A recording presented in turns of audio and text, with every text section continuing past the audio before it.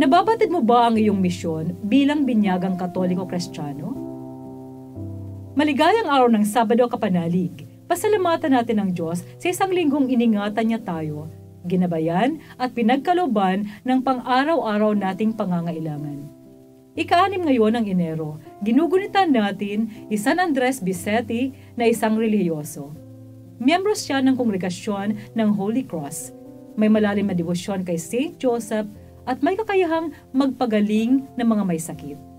Pasalamatan natin ang Diyos sa banal na ito at sa tulong ng kanyang panalangin, hilingin nating maisabuhay ang ating misyon bilang mga binyagang Kristiyano. Sa araw na ito, muli nating pagninilayan ang dakilang misteryo ng ating pananampalataya, ang hindi maaarok na pagmamahal ng Ama sa anak, gayon din ng anak sa Ama. Kung kaya't walang pag-aalinlangang inialay ng Ama ang anak para sa katubusan ng sangnilikha, at buong pagmamahal namang nagpasakop ang anak sa kalooban ng Ama. Ito po ay Sister Lines ng Daughters of St. Paul na nag-aanyayang ihanda na ang sarili sa pagpapahayag ng mabuting balita ngayon.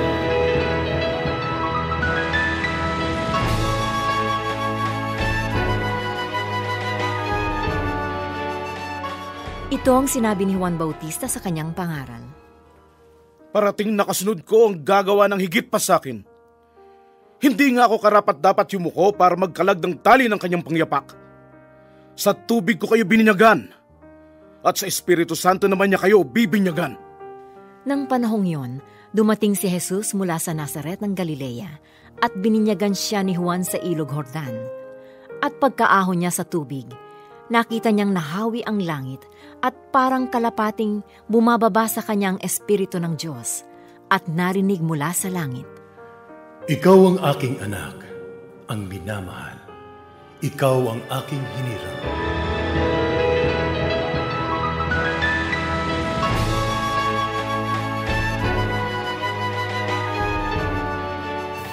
Wala na marahil liligaya pa sa isang tao na sa harap ng publiko ay ipinagmalaki siya ng kanyang magulang, tatay o nanay. Ang relative ko sa Muñoz, Nueva Ecija, si Dr. Jamelyn Santos, ay bago lang nakapasa sa medical board exam. Sa paglilibot namin sa bayan ng Muñoz, nakita namin ang kanyang malaking tarpaulin sa bayan. Patunay lang ito na ipinagmamalaki siya ng buong pamilya. Ito rin, sa tingin ko, ang saloobin ng Diyos Ama nung winika niya, "Ikaw ang aking minamahal na anak na lubha kong kinalulugdan." Batid natin na ang pagpapabinyag ni Jesus kay Juan Bautista ang simula at hudyat ng kanyang misyon dito sa lupa. Pagpapatunay din ito na siya ang anak ng Diyos.